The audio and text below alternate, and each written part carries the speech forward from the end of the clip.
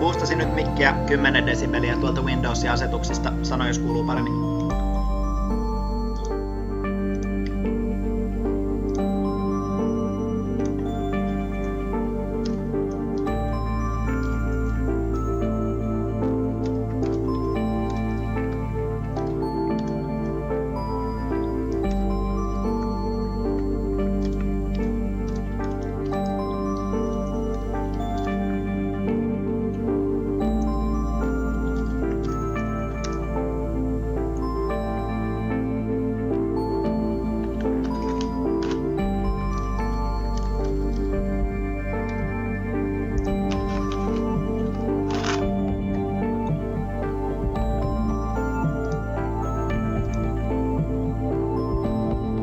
Yes. Okei.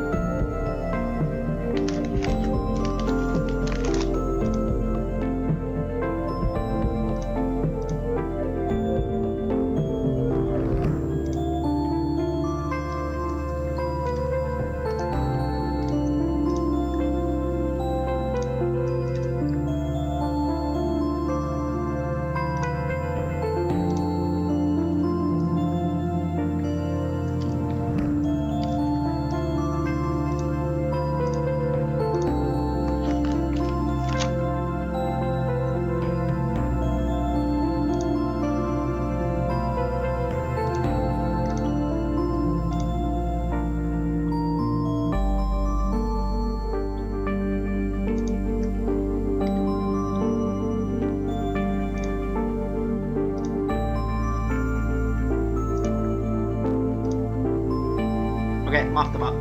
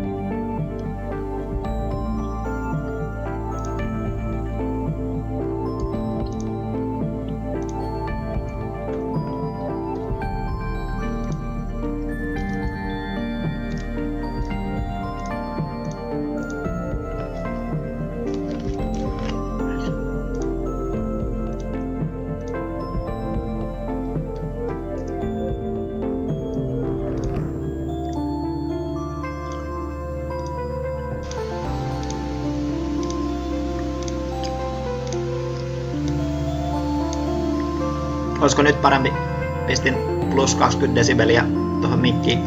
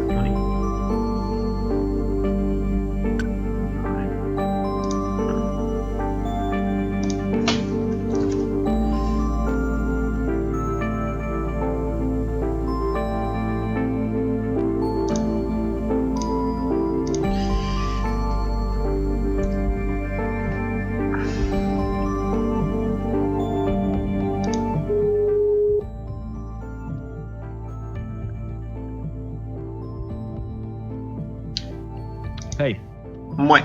kuuluuko? Kuuluu. Mainiota. Mun pitää vaan säätää tästä silleen, että ei hiljennä volaasilla kun soittaa Skypessä. Niin, se niinku joku automaattinen. Joo.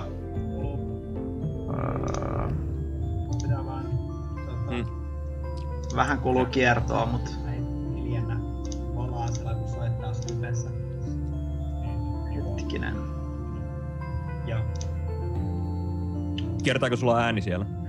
Siis kuulin ihan tosi hiljaisella silleen oman ääneni, mut et... Mulla tulee muutaman sekunnin viiveellä aika pahasti. Katsotaan nyt. Joo. No nyt tuntuu paremmalta. Äsken tuli vaan jotain ihmeellistä tossa noin. Joo. Okei. Kuulin ihan tosi hiljaisella silleen oman ääneni. Ootas hetki. Joo.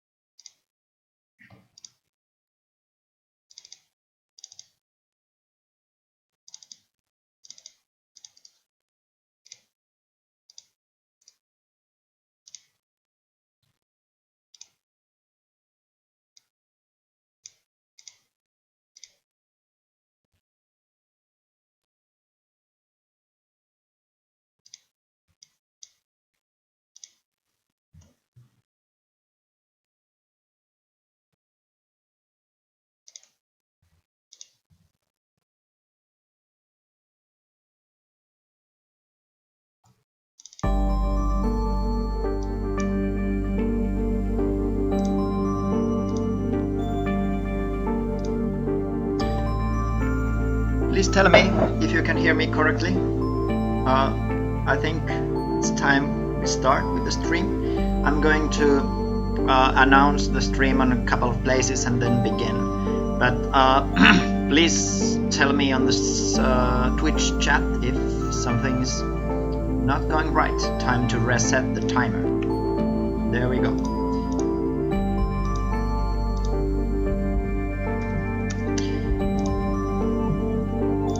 Just a moment, please.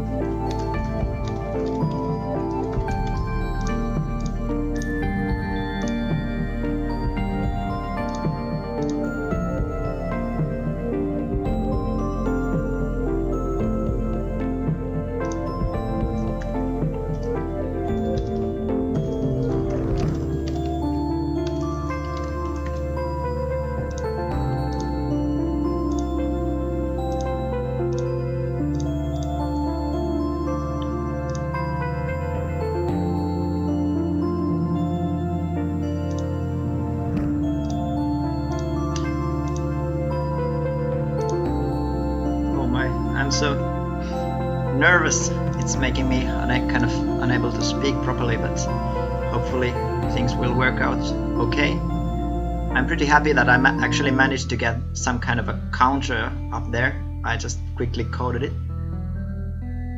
It seems to be working.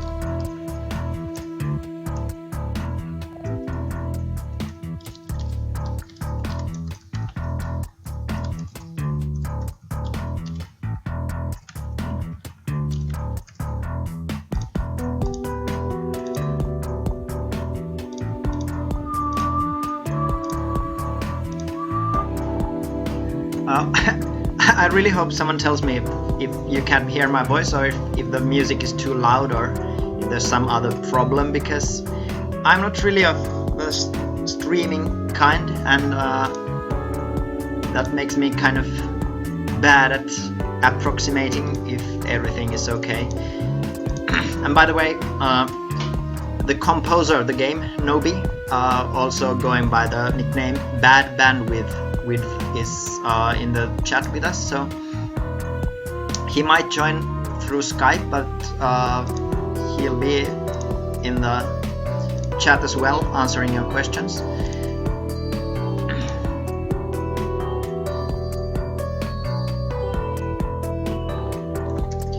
So yeah, there's Bulb Width is the nickname of the composer, so if you have some sound related questions, please ask him, because he probably knows better than I do, and I'm glad to hear that things are sounding okay.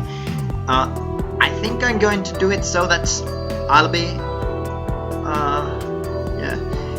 be streaming parts of the game, playing some nice music, and answering questions and telling about the design process of the game, because some people complain to me that I've been showing too many parts of the game, so I don't want to spoil too much of the actual game right now before the release, so we'll probably concentrate on some less spoilery stuff instead.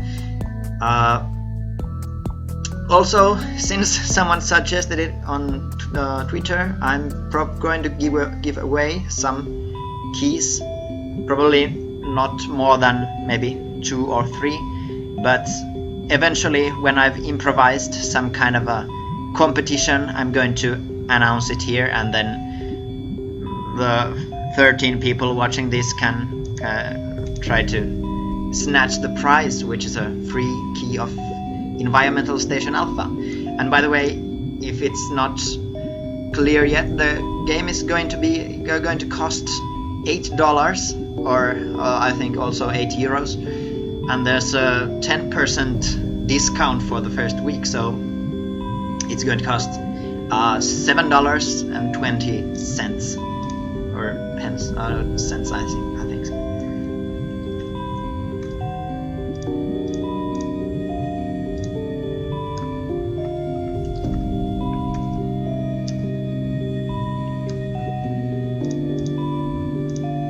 Okay, so I think that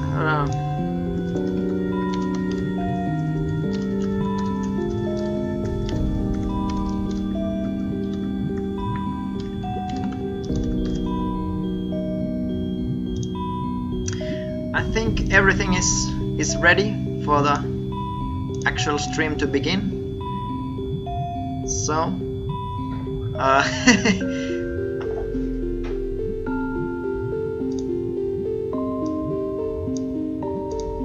at this point I probably should announce something like welcome to the official Environmental Station Alpha release stream.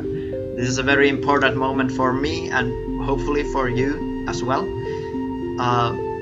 I've been working on the game along with Nobi or Bad Bandwidth for over 3 years now. So in the beginning of 2012 I started working on the game after pondering about the theme and the game map for about a year. The game started from my kind of a desire to make a Metroidvania. Well, yeah, of course Metroidvania, but I really loved Super Metroid and Zelda games and other like exploration-based action-adventure games on the Super Nintendo. So back then when I started making games, I thought it would be really cool at some point to make my own kind of exploration action game. And well, here we are. Yeah, in 2011, or maybe like at the beginning of 2011, or maybe late 2010, I made some tests with a limited color palettes. So I made a 32 color palette, which felt kind of cool because I hadn't done anything like that before, and I made some tests for a hypothetical adventure game that I showed Nobi, which later became the actual game. So Britt Brady asks, how much each week over the year did you work on it? I'm not sure if I should announce the questions themselves, but I think that might be a good idea. Who knows? Or you can educate me if you have streamed more or know about this kind of stuff. Working on the game was really haphazard. I basically, well, hard question to answer. I think working on the game went in a kind of bursts. So when I started in 2012, at first I got like maybe 1/5 of the game map done in a couple of weeks. It was really quick going, and then after that I started getting kind of slumps of motivation, so I could spend like a month doing nothing and then make something really big in a week. So it's pretty hard to approximate how much time I spent every week, but I think I could have been able to finish the game quite a bit earlier if I had some kind of a stricter schedule. So well, for example, when I started making the game I was 3 years younger, and I actually, well, I had a kind of a problem with motivation and being interested in working on the games I started. So that was a big factor back then. Over the years I've gotten better at it. I've kind of learned to regulate or like keep my motivation up even when I don't really feel that interested in working on a game. But it's still a problem, definitely.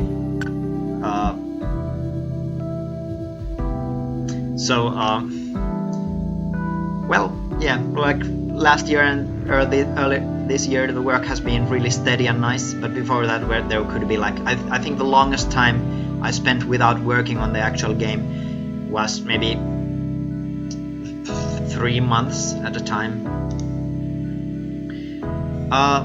Virtual Hermit asks if I intend to publish the game on GOG or itch.io, etc.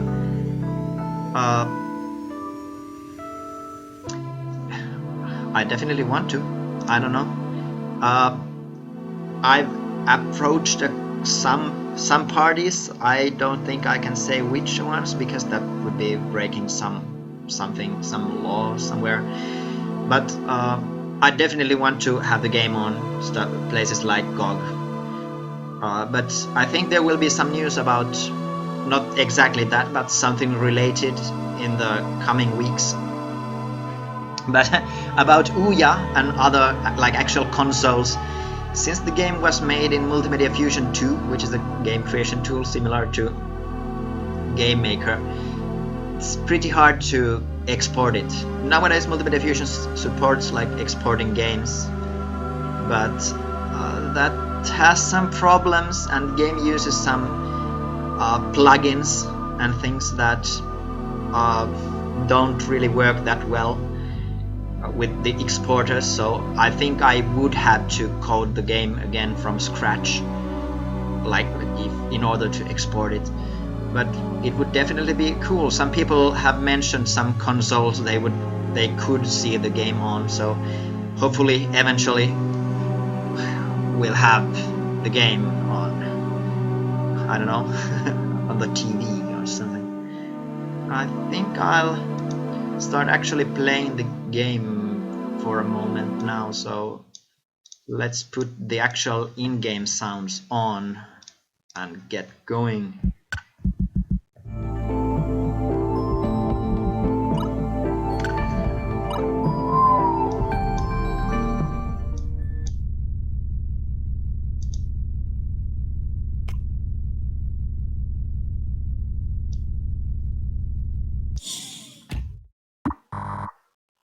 I'm not actually sure what you mean. Why does it say beta there?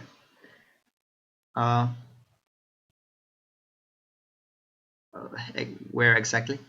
Hello Gibbed. Nice smiley you sport there. So yeah, when I started working on the game, I had some, well, I had a lot of ideas. Some of them were really clear. Oh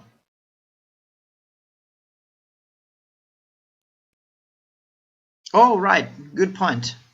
Haha, I actually may have to patch that out. It has been there for beta testing purposes, but it seems that I've forgotten some stuff in there. Oh well, I'll have time to work that kind of small things out. But this game is not in alpha. The actual name of the game is Environmental Station Alpha. I hope people don't mistake it that much for an alpha game or an early access game, because it's definitely not that. It's like a normal shareware game where you have the free demo and the full version, and its name just happens to be Environmental Station Alpha. But yeah, that's a kind of a blunder on my part, forgetting that beta in the bottom left corner. I haven't really thought about it. Well, thanks, Moxmo. Oh, it feels so funny to be able to pronounce your nicknames. I've never done that before. So yeah, one of the ideas I had when I first started working on the game was that there would be this kind of starting area where there's a kind of creepy, desolate, empty, silent area. And now Nobi actually recently implemented this really cool background noise you can hear here. It sounds, I really like the sound of it because it sounds very ominous and increases the feeling of abandonment. Like, in my opinion, it actually feels now like I'm entering a station that has long since been abandoned. Domino99 Designs asks, what makes your Metroidvania game unique against other Metroidvania indie games? Well, I think it's pretty large. It has neat graphics. Some of the power-ups are pretty unique. It has a strong emphasis on exploration and secrets, and also boss fights. There are over 15 boss fights. So I think there might not be any specific unique thing about this, but the combination of things it includes is pretty unique in that, like, I honestly think that the game has a pretty unique flavor when you get down to it.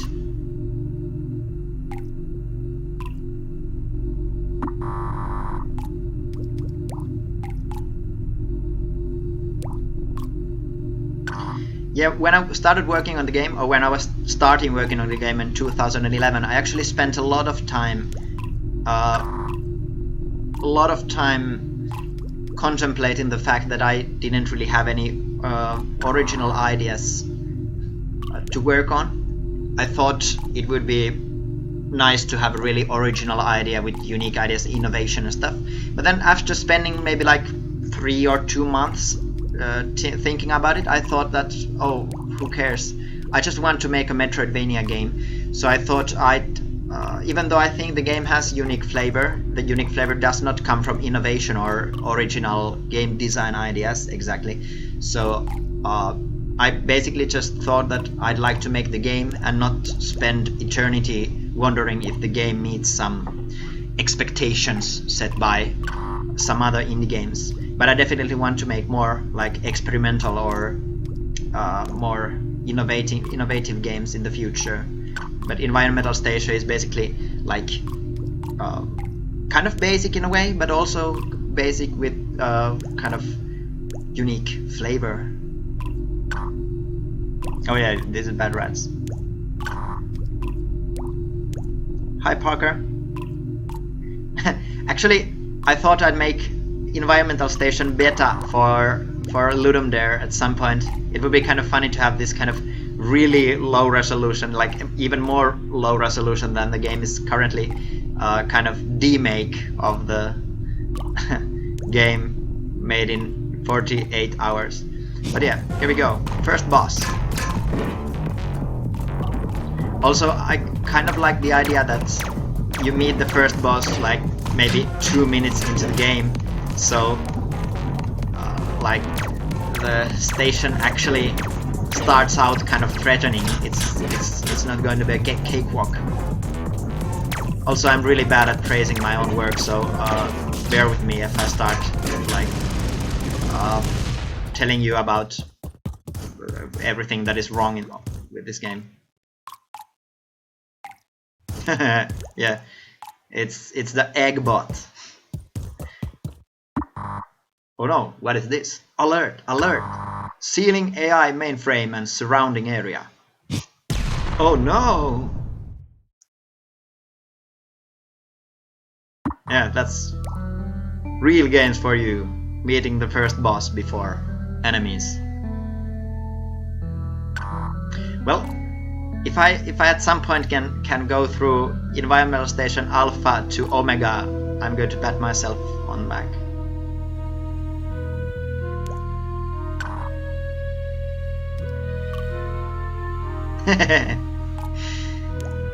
Moxmo there is referring to my earlier game called Machine, which was a kind of a Team Fortress 2 like online multiplayer team-based combat game that sadly became kind of deprecated because the dedicated server died.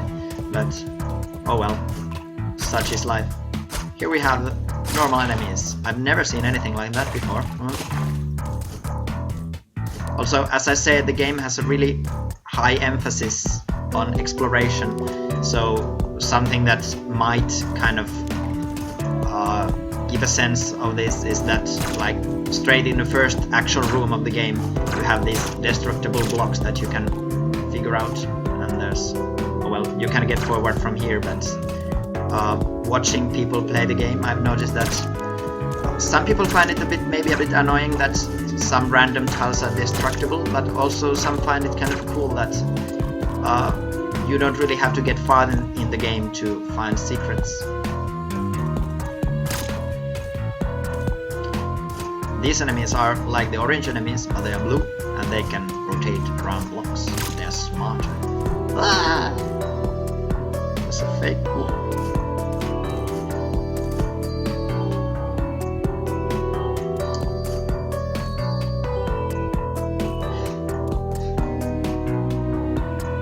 I just a couple of days ago got the final versions of all the songs from Nobi, and I really love them. It's like, well, when I started working on the game, my idea was that I'd make a, not maybe small, but basically a hobby game that I wouldn't charge for.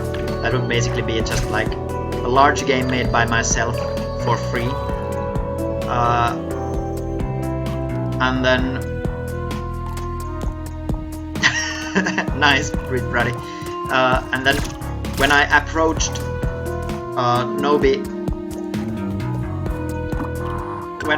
Nobi with the game, like, could you make music for this? I kind of pitched the game as a freeware game.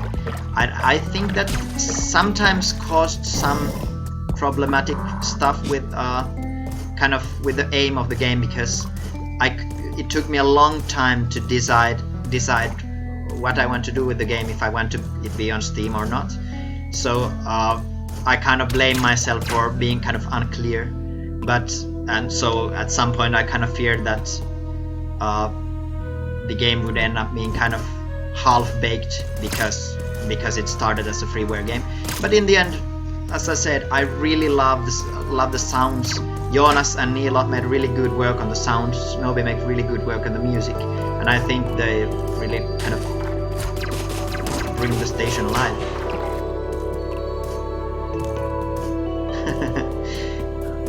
I just recently looked through some early tweets and other posts, and it's kind of shameful that, like, a year ago I said in Twitter that, oh, the game might be finished this May, and nope. I should have known that in the real world everything takes more time than you think. But well, who cares about that now? The game is finished, and it's going to be released in approximately 1 hour and 30 minutes. Thanks, Parker, and thanks, Brick Brady. Oh well, yeah, as Moxmo said, I actually finished the content of the game last spring, but it has taken this long to get through Greenlight and polish stuff and get all the sounds and music to, like, finished level.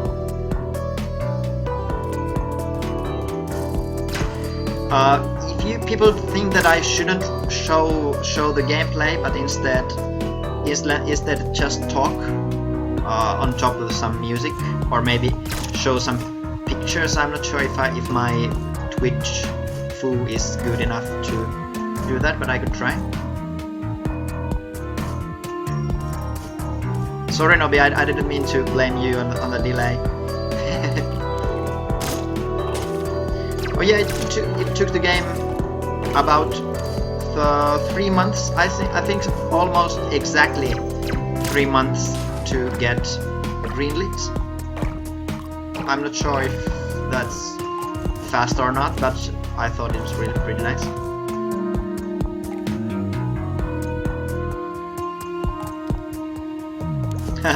But well, the demo will be available for everyone, so I don't want to play that.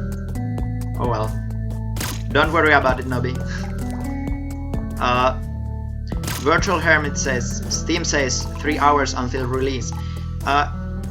There's some kind of weird thing that I think the Steam page is 1 hour off of the actual, or it's like rounding the time wrong or something, because I counted the time pretty carefully to be so that when it's 2 a.m. for me, the game should release on Steam. But that doesn't really matter, I can release the game anytime I want, so even if the Steam page says something different, I can just overrule that. Oh no, can't get forward from here. I really love making maps, and one of the big things that inspired me to make this game was that I drew a map. And actually, the map I drew is like over 70% of it is exactly similar in this finalized map, which caused some problems, but also felt pretty nice because I just like randomly, oh, I want to draw a map, and I drew a map, and then I made a game around that map instead of the other way around. It's kind of a stupid way to design a game, but I think it might have worked. We'll see.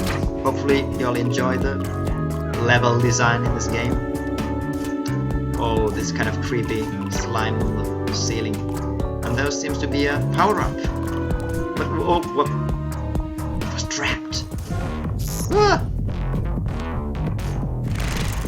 Another boss fight. Those of you who have beaten the demo have seen this boss. It's the boss of the demo version. Although in this game, in the full game, it's a lot easier because it has less health and one attack less, so it's supposed to be a first boss. Although a friend of mine told me that in his opinion this boss is already harder than the last bosses of many contemporary games. I don't know if that tells something about how bad I'm at designing bosses or something about the game design policies nowadays. There we go. Killed it. Yay! Woo. I'm glad to know that you have drawn a map, Moxmo. Just a moment.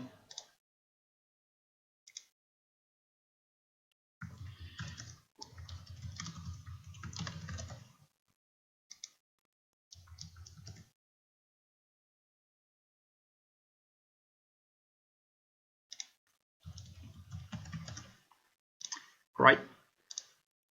Back in action.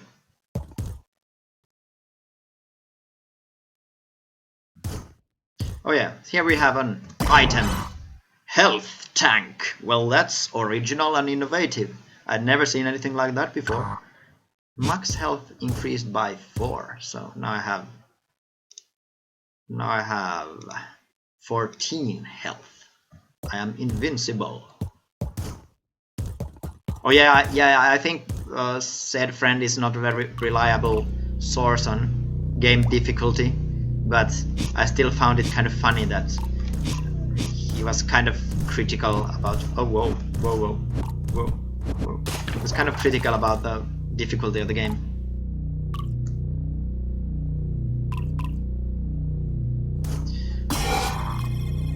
Yay! The jump booster. Here we go. It's a nice double jump with a cool effect. The first ability I coded in the game. Maybe. Or maybe the second after the hookshot.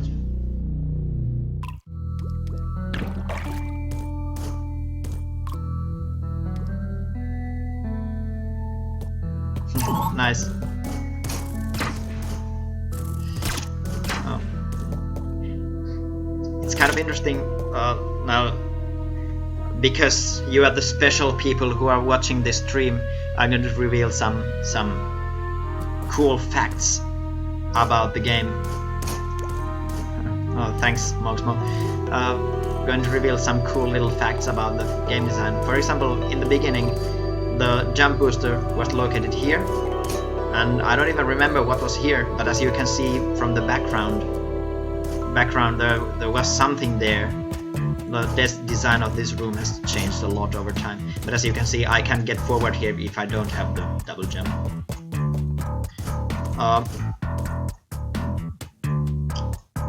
Domino99 Designs asks, how do you test your boss difficulty?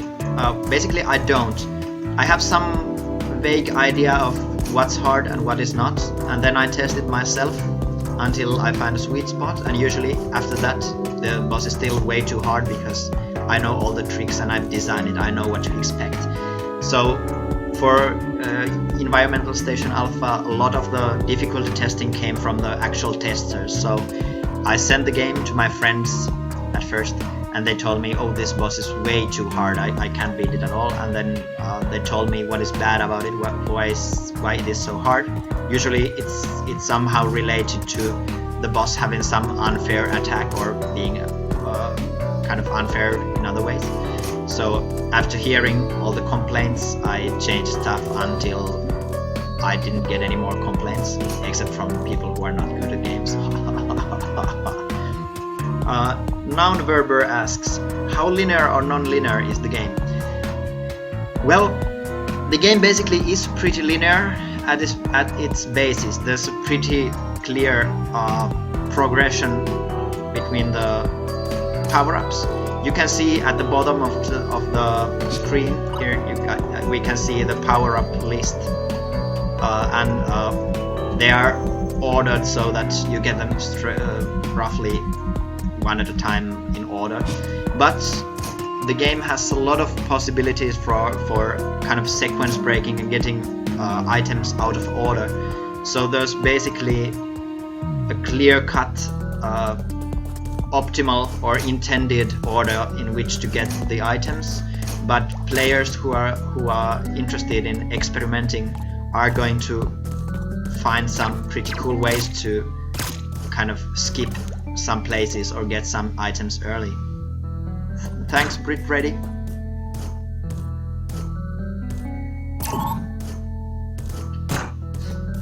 Something that scared me a bit when I worked on the game was that most people I sent the game to didn't really test it that far. They like maybe beat that beetle boss I just beat and then told me, oh, the game is nice, and then didn't get any farther, and I thought the game might be so boring that people don't want to get further.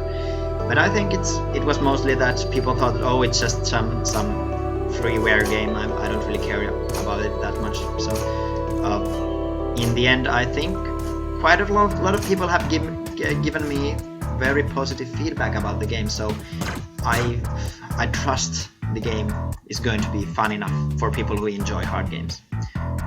Grogrog Dash asks, what is this made with? And yeah, as Nobi or Baldwidth mentioned, it's made in Multimedia Fusion 2, which is a game creation tool created by Click Team, which is an, I think, maybe French or American company that has made game creation tools for a long time. They basically started the market with Click and Play back in 1998 maybe, and I've been using the program since the Games Factory in 2002 or 1 or 3, I don't know.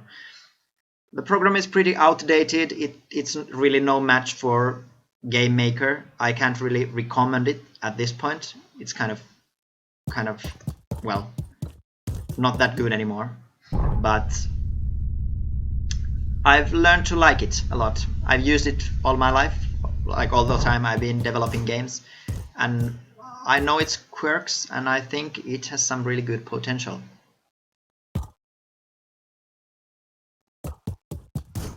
'94.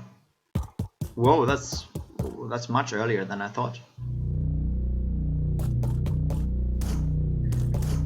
So here we have, for example, later on when we have some items, we have here like an upwards current. You can get through to the left, but there's no actual wall. With some clever planning, you can get past this with items that don't technically allow that. So I tried to build the game so that there are a lot of places where the player is not like strictly forbidden from doing something, but instead there's kind of like an obstacle, so that they have to maybe figure out something or be quick.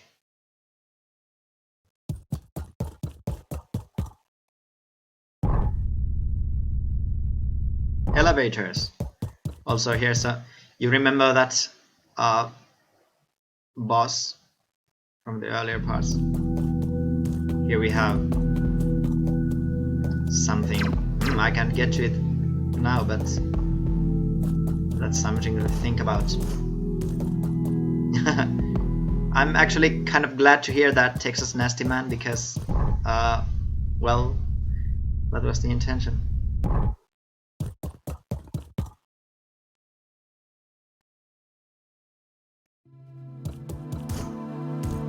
Thanks, Bulbwidth.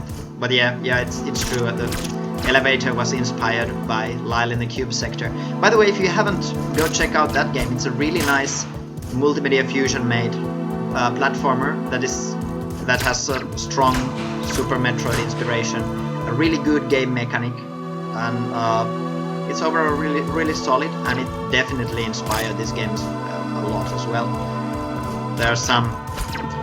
There's actually a secret in this game that's a direct reference to Lyle in the Cube Sector.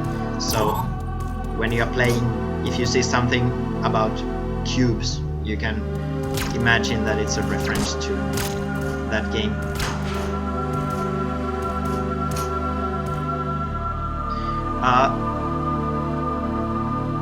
Nonverber asks about the story of the game. Well, actually, I can. Oh well, yeah. Blah, blah, blah, blah, blah. Well, the basic idea is that there's the Space Station Alpha, Environmental Station Alpha, to be exact, which is a kind of a station intended for studying different animals and kind of protecting rare biomes and ensuring that endangered species live on, kind of nature stuff. And then something went wrong on the station, and apparently everyone there died. It's not clear what happened, but something went totally wrong, and the station was abandoned for like dozens of years, thousands of years. And now then, in the beginning of the game, in the intro, it's told that lately some other parts of the galaxy have read some readings from the station. So apparently there's something here that's still working, or that has suddenly started working again. So they send this explorer robot that the player controls to investigate the station. So the idea is that the player is kind of expendable in a way. It's just an explorer robot, but as you will see throughout the game, this explorer robot will grow increasingly powerful as it gets the power-ups and kind of uncovers what exactly happened to the station.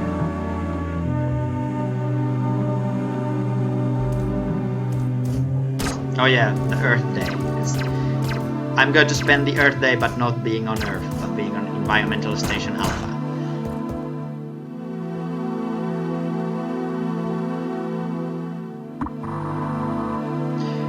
Yeah, and yes, I had some trouble at first thinking about why exactly the player has to go from places to other places. For example, there's the underwater dome or underwater sector as mentioned here, and then there's the volcanic sector, and since they're both really dangerous, it doesn't really make sense at first why the player would go there in the first place. But in the end, I think I managed to figure out some pretty good reasons. It's like the whole station is falling apart, so the player has to find ways to get between areas, and also some of the researchers and the crew members on the station have left messages like this one I'm reading right now. So in order to find out what exactly happened, the player has to kind of hunt for those clues and these messages, and some of them are really in really dangerous places, so that's incentive enough. Nonverber asked about the name of the robot. It doesn't. It's just explorer robots. There's something, the game has some secret end game stuff, and in one of them there's something that is slightly related to giving the robot a name, but that's really like top secret stuff, so I'm not going to spoil it further. Hopefully you'll get that far.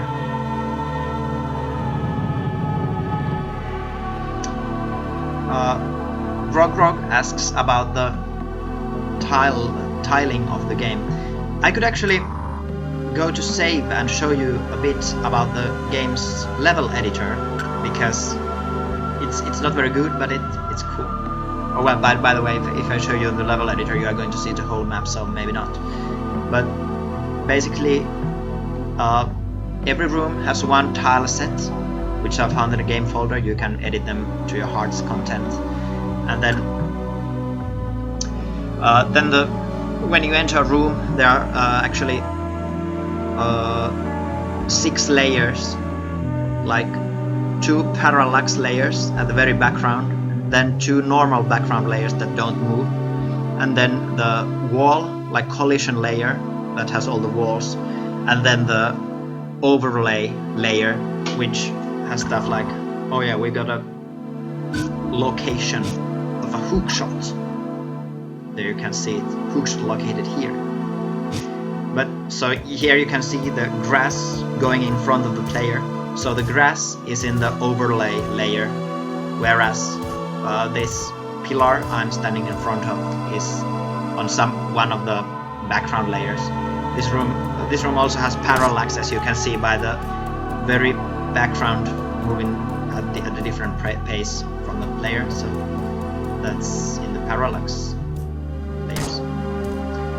Capsule Hero is asking, do you use a single array to contain your world and just build room by switching indexes, or do you build the levels as separate files?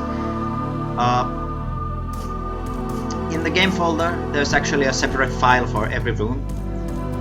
This is because of the limitations of multimedia fusion, but basically the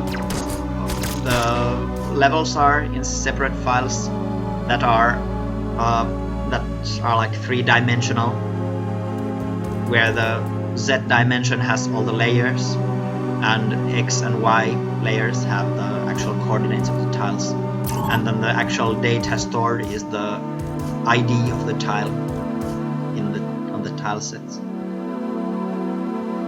Thanks, Texas Nasty Man. Have fun with your 100,000 blunts. Hopefully you don't get sick from that or from the smell.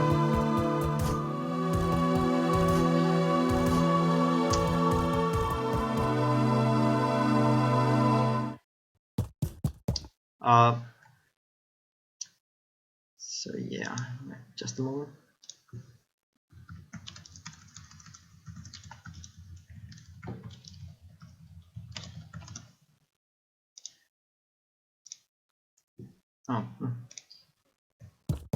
Oh yeah, 1 hour and 16 minutes. Oh. Yeah, I think there were some other games released on 20th of April. Well, we are going to try Skype communication with Nobi, so if you hear some voices, it's not in your mind.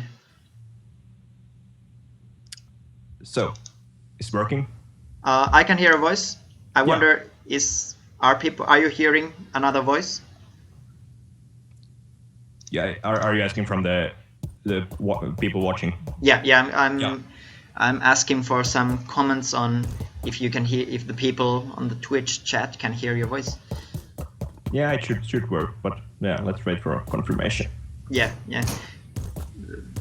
Grogro says can hear, so we're good to go.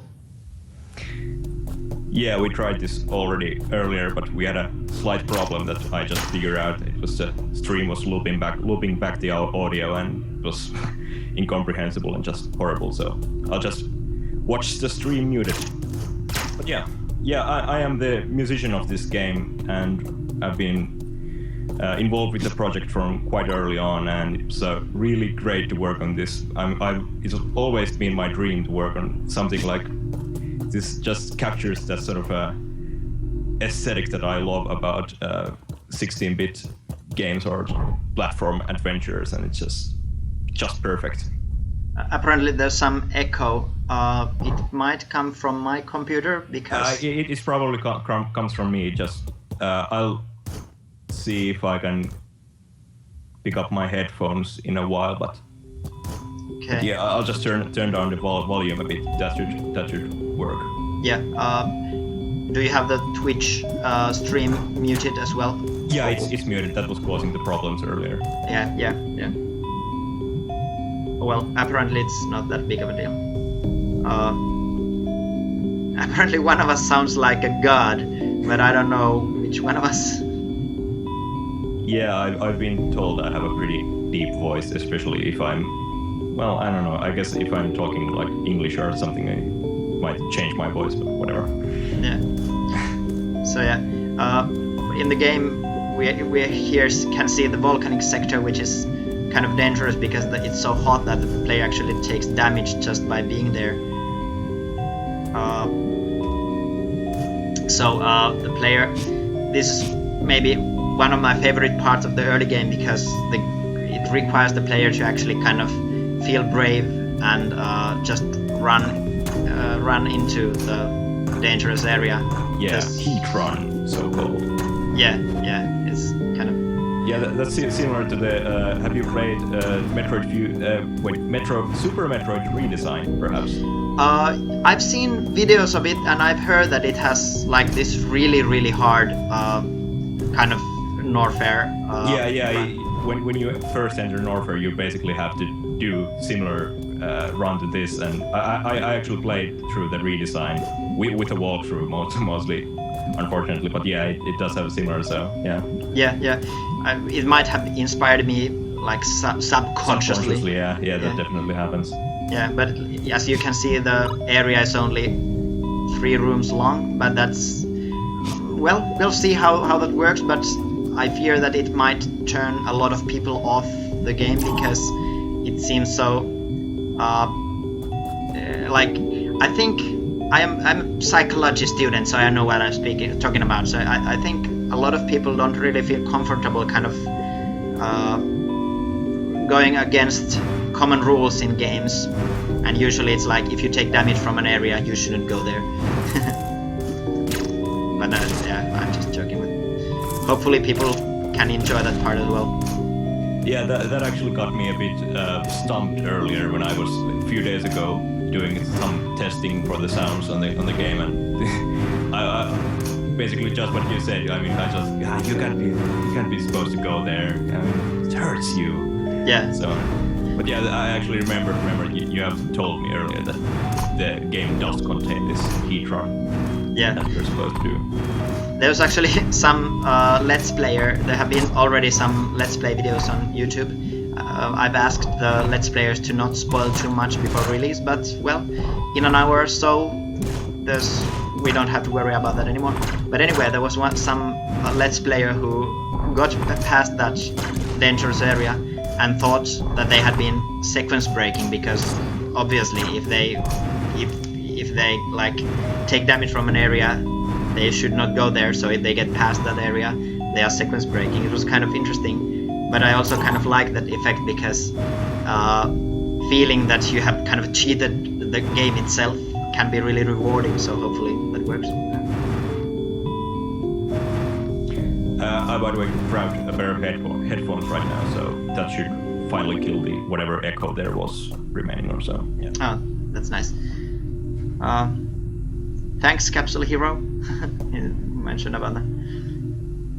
Pixel art. I think in the end, even though I chose the really low resolution because it was faster, that was a simple, very simple reason. I had the limited color palette.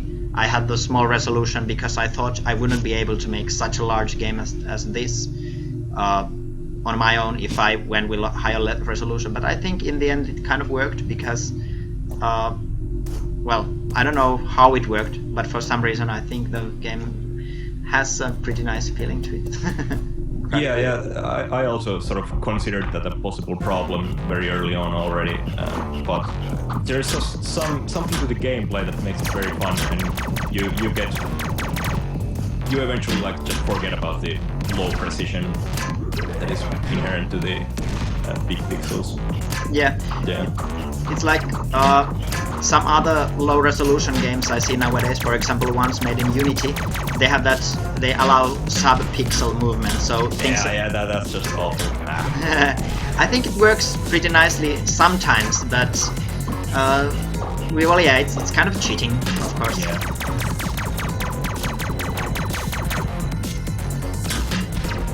But also, of course, every time I look at something in the game, I feel that, well, one could always do a bit better or do something differently or something, but overall, I suppose it works. Yeah. Virtual Hermit is asking, what software did you use to create the graphics? I actually used the Multimedia Fusion itself.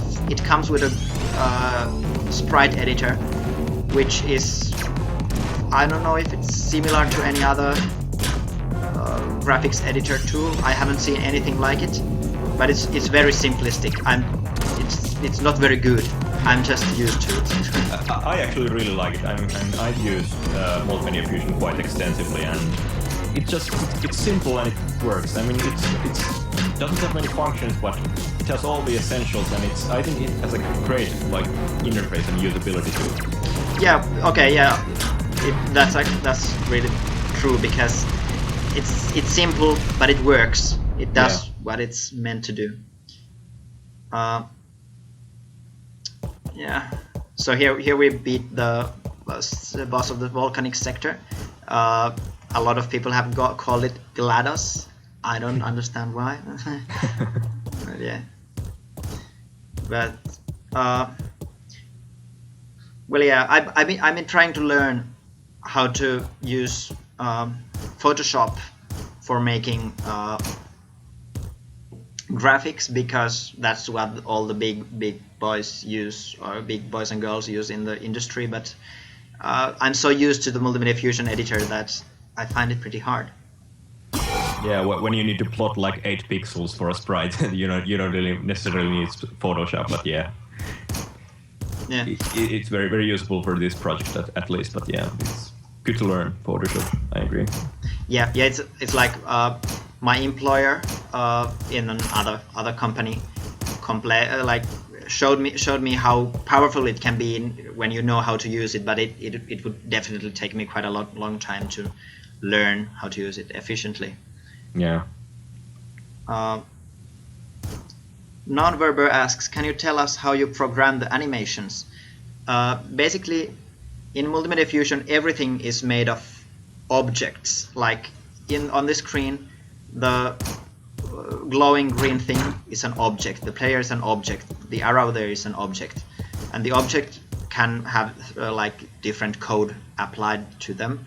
So in the boss, the body of the boss was one object. Then the head was another, and then the neck was 3 objects. And then using trigonometry, basically like cos and sin, I kind of made a mathematical my English is bad, to calculate how they should be positioned so that it looks smooth. Things like that in Multimedia Fusion I've always found really a pain in the ass to control, because it's hard to group like or make like these hierarchical structures, like this boss consists of these parts and so on. Always when I've used Multimedia Fusion, it always gets into a mess, but you really pulled it off, and kudos for that. Yeah, well actually there's one game developer who used to use Multimedia Fusion called Konjac, who made the Noi to Love series, and he's probably the best user of this kind of trigonometry based movements I've seen, and I've always wanted to learn how he made some of the bosses in the Noi to Love games, because they look so good. The movement is so smooth, and it looks really like fluid, and there are some really high level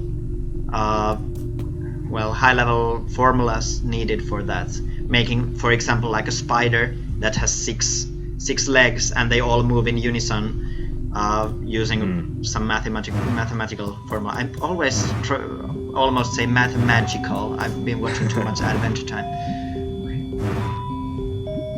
Yeah, he's really skilled. I'm not a huge fan of his games really, but I have to admire his attention to detail and just how proficient he is. Yeah, he's an amazing game developer. I hope he finishes Iconoclasts fast, because I want to get to play it. I need to check that out. I've been following him for a while. Yeah, it's in a demo. He has a demo version out. It's a really good game made in Construct. So Construct and Multiple Diffusion have this kind of rivalry going on. So I should not like the game because it uses Construct, but who cares? Yeah, I remember Construct. It came out the first versions like in 2008 or something. I tried it back then. It was pretty good, but never really did anything in it really. Yeah, I think it's getting better right now, so it's a pretty solid product. Yeah. There are some questions. Basically, Nounverber, if you want to have an example on how to do this kind of boss movements or animations, I can definitely make you an example. So just send me a message on Twitter. Phoenix849 asks if I use any other languages or engines.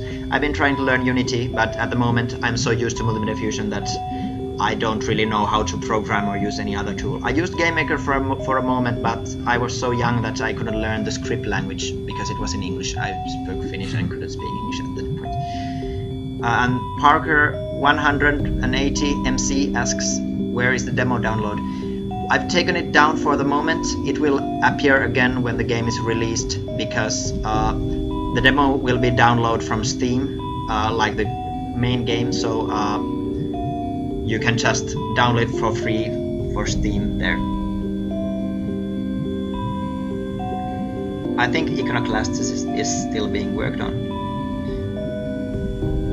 Okay, yeah, so here we learn that, as I mentioned, the scientists have kind of left notes for the player to find. Whoa, okay, whoa. That's a bug. Oh no, okay. That's the second thing I have to fix before release. Okay. Oh yeah. Oh yeah. Especially since that's a problem that... Oh, whoa.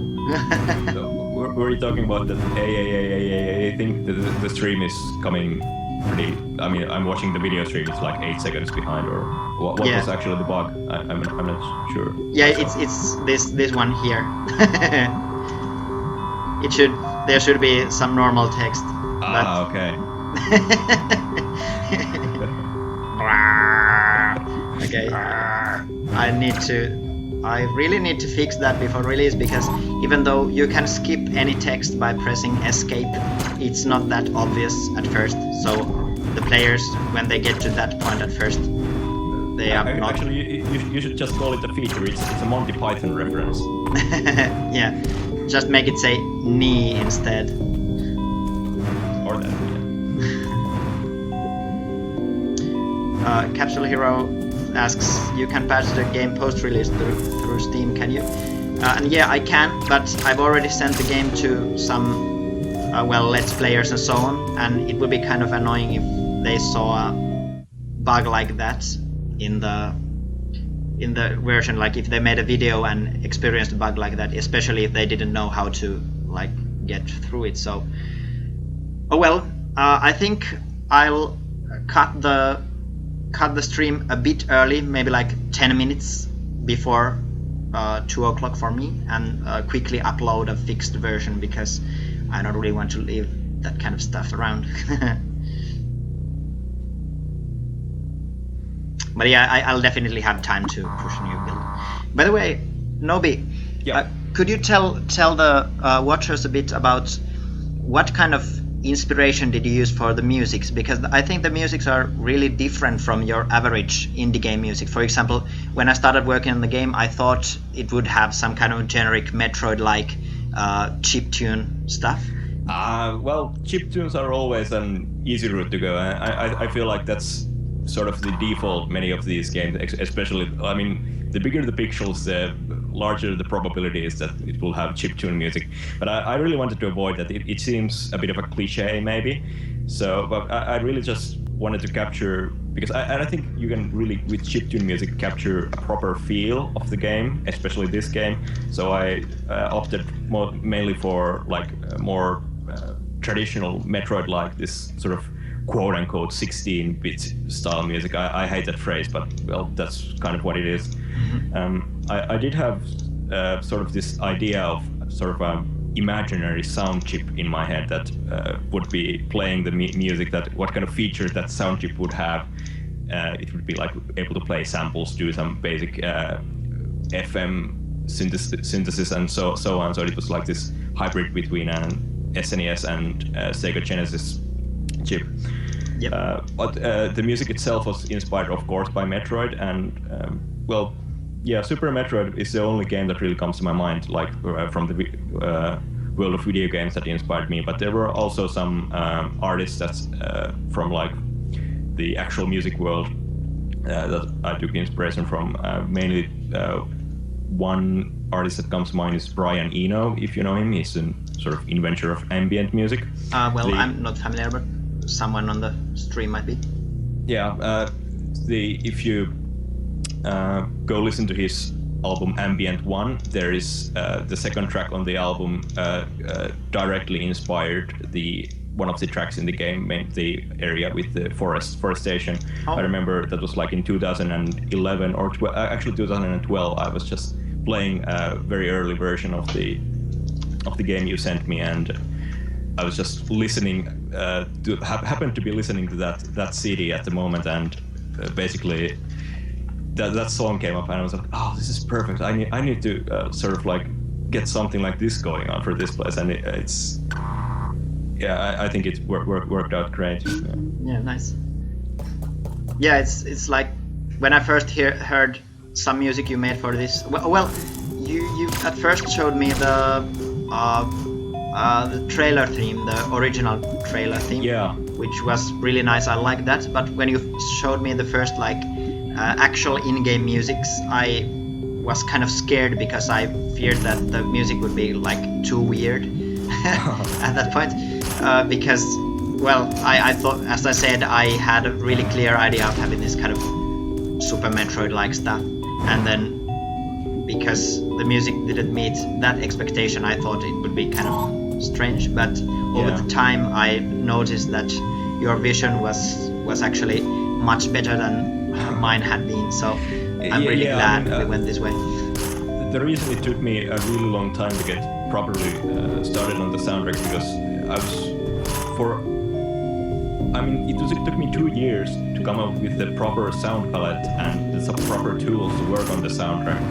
And once I had that, it became a lot easier. I mean, as I said earlier in the chat, I think the first track that is actually currently in the final version of the game was made in late 2013, and I've been basically sort of researching the tracks for the game since at least 2011. Okay.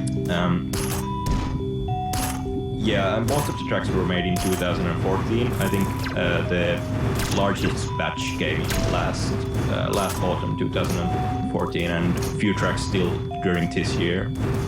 And I don't actually remember what the original question was or what I was talking about. But... yeah, well, just mentioning about how at first I didn't really trust your musical vision, yeah. but yeah, over time, and it's like I think the musics have got the like generally the most positive response of any aspect of the game I've seen. Like everyone compliments the music. Yeah, I've seen some really positive comments about it too, and it, of course, makes me happy. I'll probably put up the soundtrack. I've been considering I might put up it on SoundCloud, but we most likely will do like a proper downloadable release at some point. But I have really some really important matters I need to attend to, so I can't probably work on a release version of the soundtrack for a few weeks at least. But we'll try to get to it. Yeah, it's like it will be there eventually, but not with this release. It might take maybe a couple of months or something. Yeah, that's probably a time frame. Well, I personally I'd like to get it out within a couple months, but that's probably how long it's going to take. Yeah, well, we'll see. I saved here, and I'm going to close the game for a moment because, those two bugs you saw there, the accidental beta text and the dialogue bug, I want to fix them as quickly as possible, so I'm just going to compile the game again. It's going to take like a minute or so, so I'll restart the game after that. Just a moment. Capsule Hero, you asked about Metroid Fusion. I actually really like the game. I mean, Super Metroid and Metroid Fusion are my two favorites of the series, and I actually consider Fusion almost as good as Super Metroid. So, yeah, there's some inspiration coming from there as well.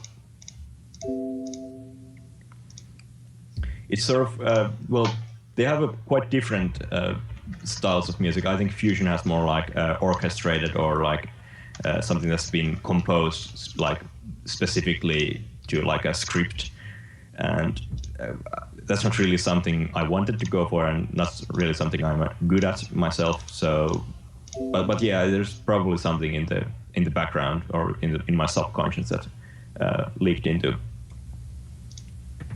it while making the soundtrack.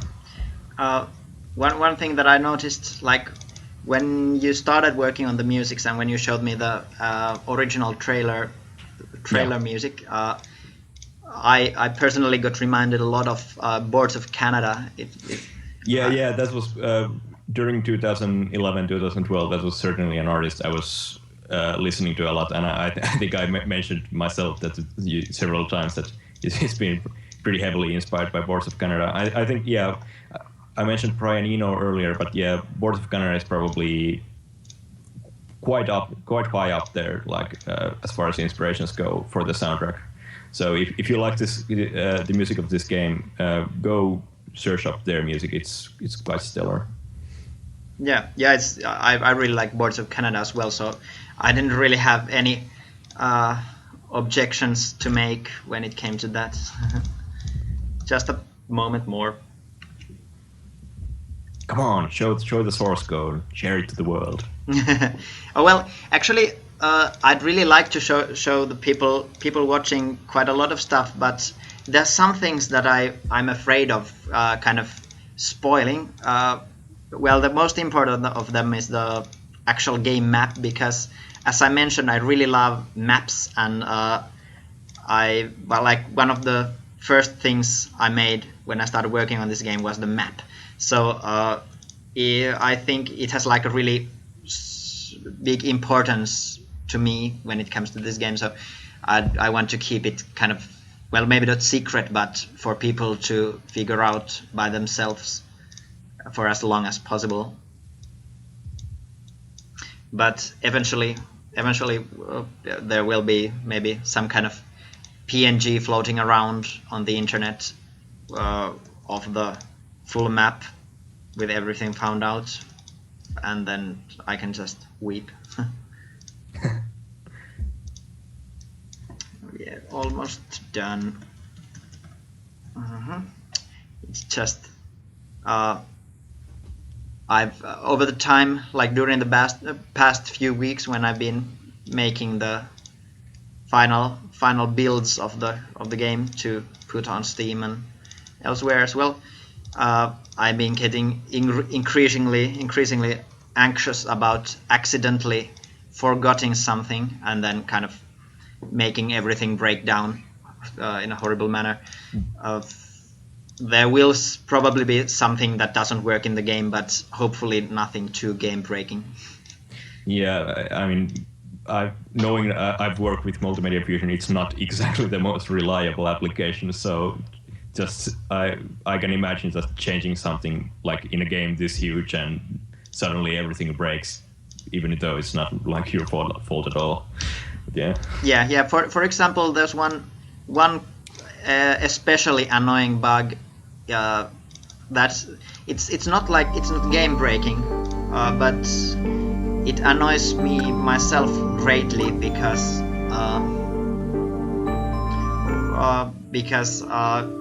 it's kind of ugly. For example, like on Windows 7 computers with 64-bit whatever, it's like the game actually bugs so that when you close the computer, it crashes, like always. So it doesn't crash always. I mean, it crashed once for me the other day, and I closed it a couple times after that. It didn't crash then, so okay, I have no idea. There's probably some memory leak or probably duplicate deletion or something like that causes it. But yeah, it's impossible to know because you can't see under the hood of Multimedia Fusion. So yeah, it's like Multimedia Fusion is completely closed source. Closed source, you can like access the code it creates at all. So if there's a memory leak, it might be that I can't help it at all. I just have to accept it. So that kind of, I'm glad that the crash happens only when you close the game, but still it's really annoying. I really wish I could do something about it. But yeah, sorry about that, Asterisk. I had to fix some bugs in the game, so I closed it for a moment, but here we go again. This far already. A lot of people have requested that I put it so that when you pick up an item on the map, it disappears from the full map, but I think that will happen in some patch later on, because that actually requires redesigning the map in a kind of a drastic manner. So I've been putting that off for a long time, and now it's kind of too late. Sorry about that, everyone. Here we have an interesting golden block that I can't get through. I'm considering shutting down the stream because I don't want to spoil the game for myself. You're now trespassing on a territory I haven't yet embarked on myself. Oh yeah, I think I'm kind of out of ideas of what else to show except for gameplay, but I agree that it's a bit annoying for the watchers if I spoil too many parts. Oh yeah, that's a good suggestion as well, Capsule Hero. And thanks, Asterisk. I'm glad you like the art style.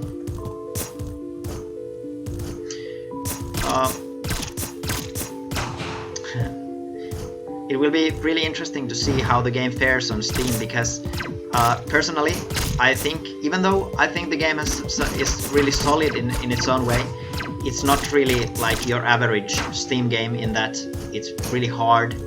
It has this retro aesthetic, and it's pretty unforgiving. So I think a lot of people might find that off-putting. They probably won't enjoy playing a game that is too hard.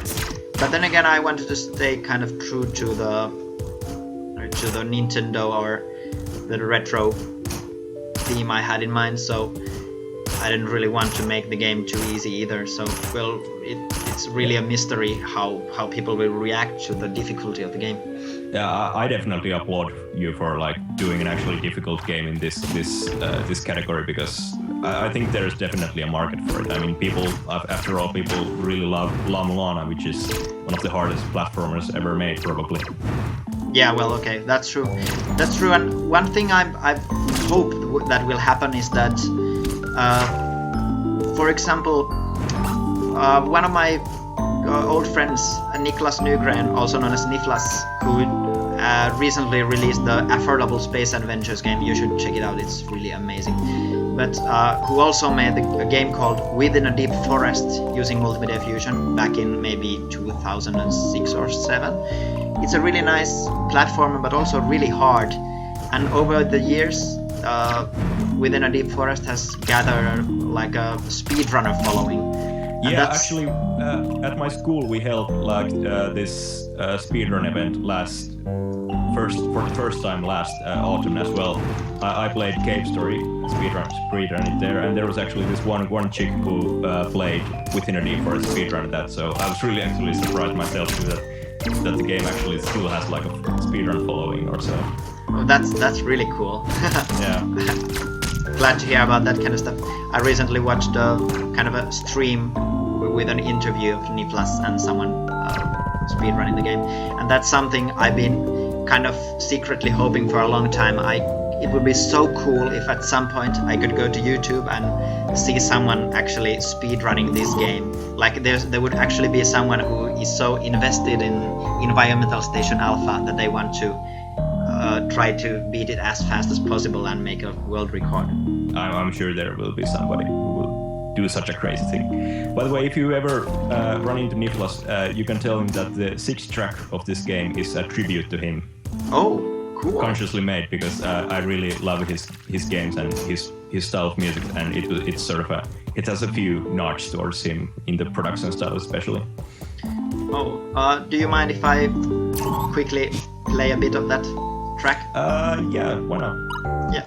It's you have the final track, so it's number 6, I believe. I'll just check it out quickly that we're on the same page. Yep. Just a moment. Yeah, 6, Distant Warming is the name. Okay.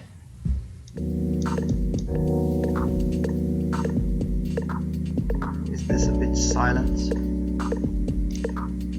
It should be good. Well, I mean, of course, I'm not listening to the stream, but it seems good. Yeah, it has this, especially this drums and the Rhodes E piano, which of course is used on many of the tracks. But I sort of, I think the instrumentation is really reminiscent of something that Niflas would do. I mean, of course, it isn't a direct copy, and I don't think that kind of Niflas style music would directly fit to the game. But yeah, this was nice to have something like this here as well. Yeah, it's I really like Niflas' way of composing, even though we have a pretty different tastes in music. But this track is one of those that when I first heard it, I was kind of scared that, oh, is it going to fit? But yeah, I have to admit, I mean, I was pretty sure about most of the tracks, but right until the very end, I was really scared about this track too, because I think it was quite on the border that how well it could fit. I mean, it's pretty different from almost all the other music in the game, but I think in the end, I got it mixed in the way that it fit pretty well. Yeah, also the area this music plays at is kind of unconventional. Like, this kind of music isn't something you would usually expect in that kind of area, but I think in the end that's pretty cool, because it makes it feel like special. Yeah. Okay, let's go back to the game. Yeah. Phoenix 849 asks how is it on average playthrough. I'm not totally sure what you are asking, but I assume. I guess it means like how long is the average playthrough? Yeah, that might be it. The main tester, one friend of mine from my workplace, he played the game for about 12 hours. 12 hours of finding pretty much everything, but he's also really like analytical. He really wants to optimize his gameplay when he plays games, so I think he might not be the best example.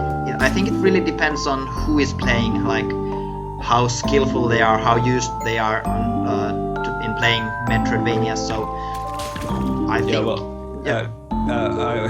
the first like 15 minutes of your playthrough, I spent an hour on that part alone, so it might take quite a while. I mean, if you're completely unfamiliar with the game, at least for me, I think it will be at least like, I don't know, 24 hours.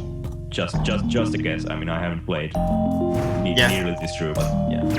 Yeah, it will be pretty interesting to see how long it will take the players. Of course, that's not even counting like having to retry some bosses. There, like after watching some Let's Plays and streams of the game, having not saving at some crucial point and having to redo some areas is probably going to increase the playtime quite a lot for some time. This was actually another piece of music that I was really, I guess, troubled, like how well it could fit. And but you were really certain that it fits really well. And now that I'm seeing this area for the first time, like as a whole, I definitely agree. It's really, you really were correct that it's really fitting here. Yeah, it's this music actually had a much more like mechanical sounding first version, which was completely different. Yeah, the first version was quite different. It was a lot more like inspired by Detroit techno and electro music. That this was another like really big question mark for me, like how well it would fit in the end. And I really wanted to like make another track for this area, and in the end I just found this old project file and managed to make it work, and thankfully it fit really well here. Yeah. I pretty like the first version pretty much as well.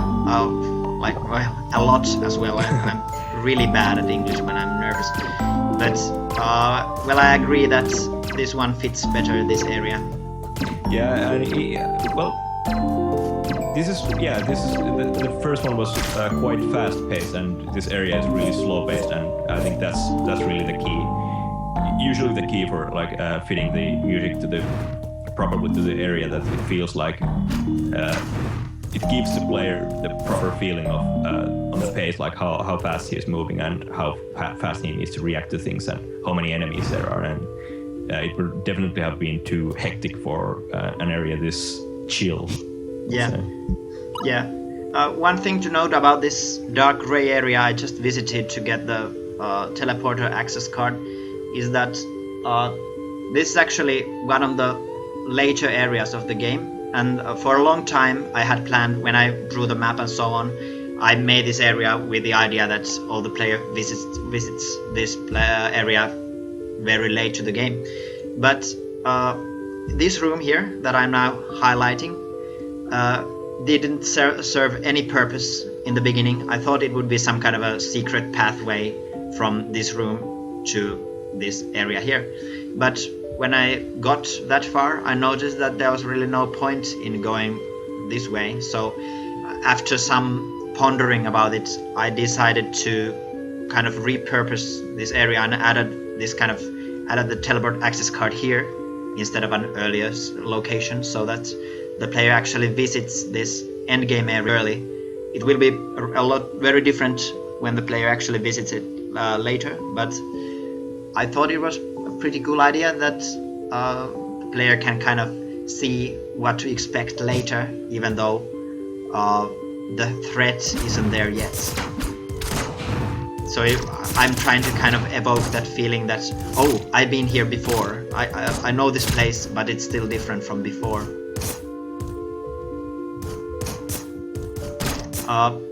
Nonverber is asking how I've indicated that things hurt the player and some things don't. Basically, the game only has enemies and the environment, or well, items and stuff like that as well. But usually everything that moves deals damage to the player. The only exception are some small creatures like flies and butterflies and frogs in certain areas. But when I designed the game, I didn't really think about it, but it came kind of naturally because like there are no NPCs, there are no kind of neutral monsters moving around apart from those frogs and flies and butterflies, which are really small. So hopefully it will be obvious for the player.